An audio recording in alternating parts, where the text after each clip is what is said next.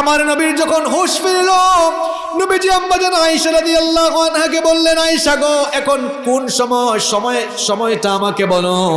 আম্মাজান আয়েশা রাদিয়াল্লাহু আনহা বললেন, নবীজি ওগো আল্লাহর নবী, এখন তো এশার সময়, এশার নামাজের সময়, কিছুক্ষণ আগে আজান হয়েছে, সাহাবীরা আপনার জন্য মসজিদে নববীতে অপেক্ষা করছেন।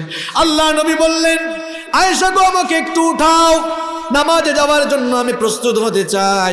আম্মাজান আয়েশা রাদিয়াল্লাহু আনহা যখন নবীজিকে উঠাতে যাবেন, আমার নবী আবারও তিনি বেহুশ হয়ে পড়ে গেলেন। আমার নবী বেহুশ হয়ে পড়ে গেলেন। কিছুক্ষণ পর যখন নবীজির হুঁশ ফিরে আসলো, নবীজি বললেন, আয়েশা গো, এশার নামাজের সময় কি শেষ হয়ে গেল নাকি?